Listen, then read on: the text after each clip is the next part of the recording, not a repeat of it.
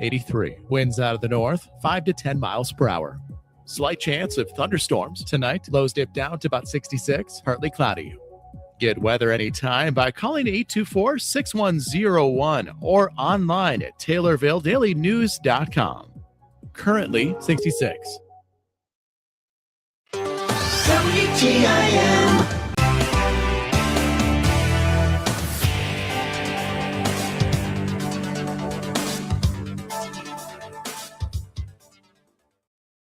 You're listening to WTIM, your information station. Time now for your expanded local news. I'm Reed Kamai. Several new Illinois laws officially took effect on Wednesday, bringing changes that could impact schools, families, workers, and drivers across central Illinois. One of the biggest changes involves early childhood programs. The newly created Illinois Department of Early Childhood is now taking over as the lead agency for several programs, including child care licensing, Head Start, early intervention services, home visiting programs, and child care assistance. State officials say the move is designed to create a more streamlined system for families and child care providers. A new education law also expands protections against bullying in Illinois schools. The updated law adds protections involving artificial intelligence, including situations where AI-generated images or digital replicas are used without permission and cause harm similar to traditional bullying. Another change impacts senior drivers across Illinois. The Secretary of State's office is adjusting the process for certain older drivers completing required driving tests, changing how those screenings are handled moving forward. A temporary measure that began during the COVID-19 pandemic is also now permanent. Restaurants and bars that meet state requirements can continue selling cocktails and mixed drinks for pickup and delivery. The new laws also include changes affecting employment and state programs. Officials say the July 1st changes are part of a larger group of legislation passed by lawmakers and are intended to update state services, protections, and regulations. For Central Illinois residents, the biggest impacts are expected to be seen in schools, child care services, and programs that families rely on every day. For a full list of laws that took effect on Wednesday in Illinois, visit ilga.gov and under the Legislation and Laws menu, select Public Acts. A Hoopeston woman has been sentenced to 3 years of probation and ordered to pay a $2,500 fine after pleading guilty to voting twice in a federal election. 61-year-old Brenda Knuth was sentenced June 26th after admitting she voted more than once during the 2024 general election. According to federal prosecutors, Knuth voted early in the November 2024 election, then also voted on Election Day. Federal candidates, including those for president, were on the ballot during that election. After casting her second ballot, Knuth posted on Facebook that she had tested the system and it failed. She later admitted to an FBI special agent that she voted twice because she wanted to see if her early vote had counted. Prosecutors say Knuth acknowledged she did not contact election officials, confirm whether her first vote was counted, or notify the clerk's office after voting a second time. She also admitted she knew she was not allowed to vote again after casting an early ballot. At sentencing, officials noted Knuth's only prior conviction was a 2025 Vermilion County case involving unlawful possession of an alligator. United States District Judge Colin Bruce sentenced Knuth to probation and a $2,500 fine. U.S. Attorney Gregory Gilmore said protecting the integrity of federal elections is a priority, adding that every lawful vote must be counted only once. The FBI Springfield office investigated the case with assistance from Illinois State Police. Officials say federal law allows penalties of up to 5 years in prison or probation and a fine of up to $10,000 for voting more than once in a federal election. U.S. Representative James Clyburn, a longtime civil rights advocate and political leader, will visit the Abraham Lincoln Presidential Library and Museum tomorrow as part of the commemoration of America's 250th birthday. Clyburn will discuss his new book, The First Eight, A Personal History of the Pioneering Black Congressman Who Shaped a Nation, which tells the story of the first 8 black men elected to Congress from South Carolina during Reconstruction. The book also explores the history behind Clyburn becoming the 9th black congressman from South Carolina elected in 1992. The evening event begins at 6:30 with a performance of the ALPLM's short play, Small Beginnings, which highlights Robert Smalls and his escape from slavery before later serving in Congress. Smalls is one of the 8 historical figures featured in Clyburn's book. Following the performance, Clyburn will take part in a discussion with ALPLM Executive Director Christina Schutt.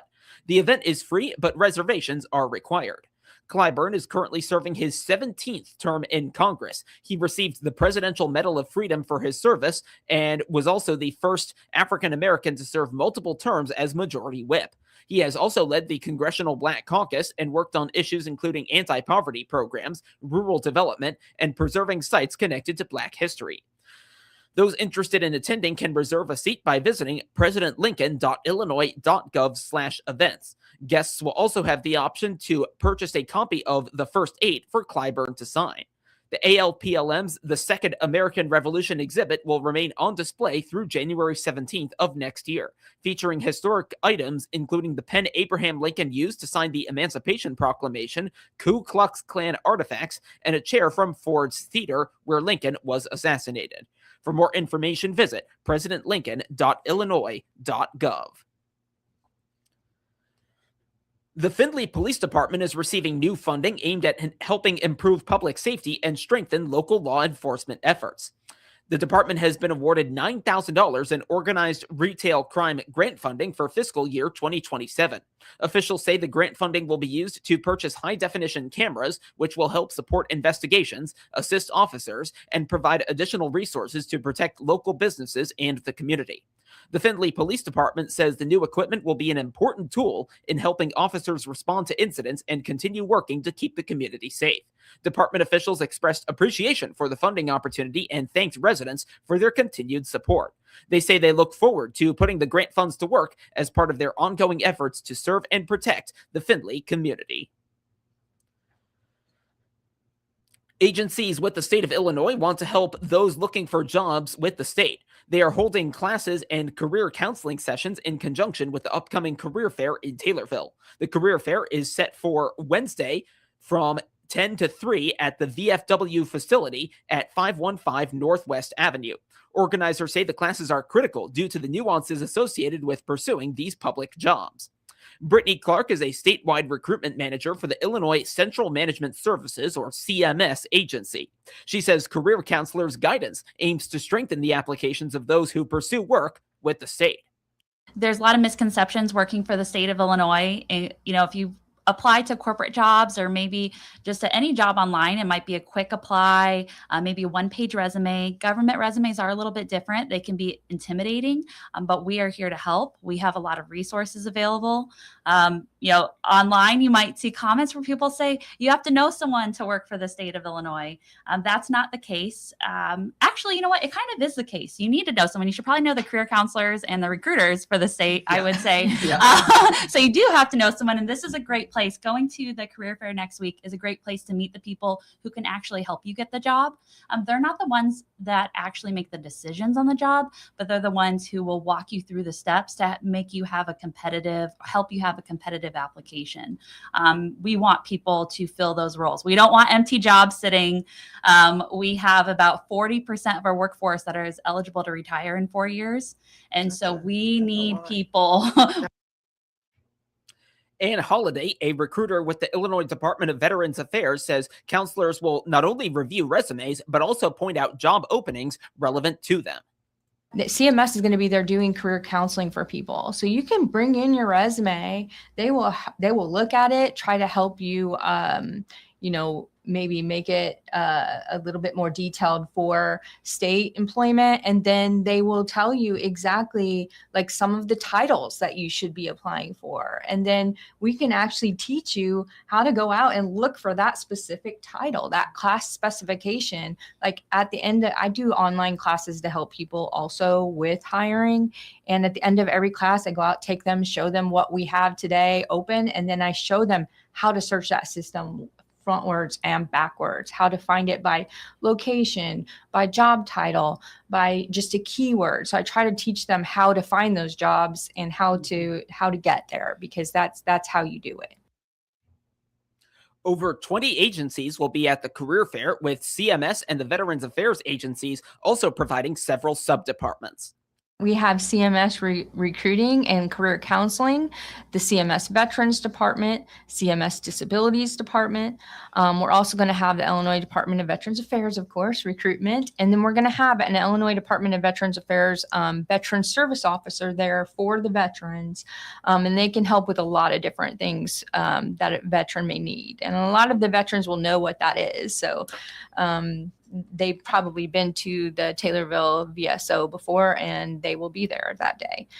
Illinois Department of Public Health, Illinois Department of Healthcare and Family Services, Illinois Department of Corrections, Department of Commerce and Economic Opportunity, the Department of Revenue, Illinois Department of Transportation, Department of Professional and Financial Regulation, Illinois State Police, the Environmental Protection Agency, Department of Children and Family Services, Department of Agriculture, Department of Innovation and Technology, Department of Human Services, Department of Employment Security, and the Department of Labor and WorkNet will all be there. The recruiters also stress that a variety of jobs exist, with both desk jobs and others that involve more physical activity. So not everyone wants to be stuck behind a desk. Some people do. They want to be in that air-conditioned office. So we have accounting jobs. We have attorneys, kind of those standard office jobs that you would think of, but we have so many more. For those that like the outdoors, I know that a lot of people love to hunt around the Taylorville area. We have Department of Natural Resources. I just got a picture from a friend over the wintertime. He works for Department of Natural Resources as a conservation officer, and he was rescuing a deer off of a frozen lake. Wow. And that was his day in, at the office. So, our correctional officers, and you don't have to have a 4-year degree to apply to these jobs. I want to stress that as well. A lot of our hiring is skills-based, so 4-year degree or equivalent. Right. We also have trainee positions, so we will train you on the job. So a lot of opportunities for different skill levels, different education levels, and different interest levels. More information on state employment opportunities is available at illinois.jobs2web.com. Brittany Clark and Ann Holliday appeared as guests on the WTIM Morning Show.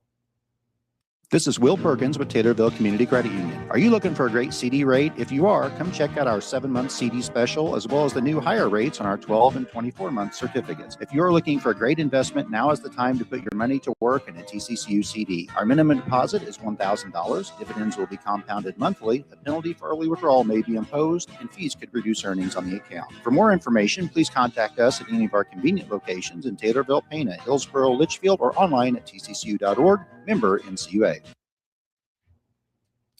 The Social Security Administration reminds disability benefits recipients to properly report their income to the agency if they work while enrolled. This ensures they receive what they are eligible for and follow the relevant guidelines to prove continued eligibility. The two main benefit programs, Social Security Disability, or SSDI, and Supplemental Security Income, or SSI, each have different reporting requirements. Jack Myers, a public affairs specialist with the SSA, says the SSDI offering is available to adults below the full retirement age who have worked and paid into Social Security. You must have a history of working and paying into Social Security, or be eligible on the record of someone who does. Like, maybe you're a disabled adult child who became disabled prior to age 22 and could qualify on the record of a parent because you haven't married and you haven't been able to work substantially on your own, or some disabled widows or widowers might qualify on the earnings record of a deceased spouse. So nonetheless, any of those criteria, in order to qualify, you have to be what we call insured, meaning that you're working or somebody else was working, and that made you eligible for that disability program.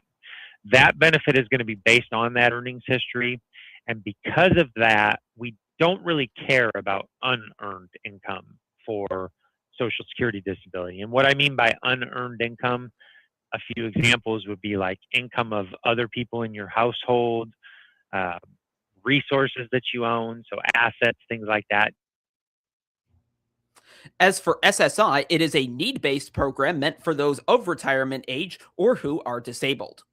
So what I mean by needs-based is you have to have low income and few assets in order to qualify. And because of that need-based nature of the program, all income and relevant resource or asset changes must be reported. And that's going to include those changes that pertain to a spouse who lives with you or parents who live with a minor child who receives SSI. Some examples would be wages, child support, unemployment. So those types of changes, if you're on SSI, especially wages, should be reported by the 6th day of the month after the month you get paid. Beneficiaries through either program who start a new job must inform the Social Security Administration and provide the employer's employer identification number. This can be completed over the phone by calling the main number 800-772-1213 or the Springfield office, which can be reached at 877-279-9504. Give us an idea of, what kind of hours you'll be working per week, how much you're going to be paid per hour. Once you've made that initial report to us at Social Security, then you can go ahead and report those wages to us online if you want. And I should note also that if you're on SSI, maybe it's not you that's gone to work. Maybe you live with your spouse and they've started a new job. That same type of info should be reported. Or maybe your child receives SSI and you live in the household with them, so you've started a new job, so you need to report that to us. So, in whatever that scenario is, that same type of information should be reported to us. Once you've made that initial report, then you can go into your My Social Security account. So if it's you who receive benefits, you can go into your My Social Security account. You would then be able to report your wages to us right there within your account. For SSI beneficiaries, there are two other ways to report wages outside of business hours: the SSA mobile wage reporting app or the automated phone line at 866-772-0953. That would kind of get into if you're on SSI. So if you're on SSI, there is the option to do it through the My Social Security account, just like there is through the if you're on Social Security disability. But you have another option of downloading a SSA mobile wage reporting app, and that's available Apple or Android, whichever platform you use. And then that, again, is just another option. There's also a telephone wage reporting option, so you could call 866-772-0953 and get set up for that. If you want, let's say you're driving right now and you can't take down a phone number, go to our website, ssa.gov, and under the SSI section, you could find information about wage reporting. But again, whichever type of benefit you receive, you could do it through your My Social Security account as well. On a lighter note, the Social Security Administration released its annual list of most popular baby names for 2025. Both nationally and in Illinois, Liam and Olivia topped the charts for boys and girls' names, respectively. More information on the Social Security Administration and these benefits is available at ssa.gov. Jack Myers appeared as a guest on the WTIM Morning Show. Your son was 3 when you planted that tree in your backyard. Now he's grown, planting seeds and making memories with his own kids. Let Heartland Bank help you grow more memories with banking options for every stage of your life. Welcome, former CNB customers. We're your community bank. Heartland Bank. We build relationships that nurture and grow your dreams. Visit us today at hbtbank.com, member FDIC. Now to obituaries, which can be found at TaylorvilleDailyNews.com. 79-year-old Charles R. Durbin of Taylorville died on Wednesday. A graveside service will take place at Glen Haven Memorial Gardens on Thursday at 10. Cremation rights have been accorded. Arrangements are being handled by McClure Funeral Home and Cremation Services in Taylorville. And 92-year-old Gail Heck of Nokomis died June 26th. Burial will be at Nokomis Cemetery. Cremation rights have been accorded, and arrangements will be made at a later date this fall on their 74th anniversary. Arrangements are being handled by Steele Dawson Funeral Home in Nokomis. Get local news anytime at TaylorvilleDailyNews.com and every hour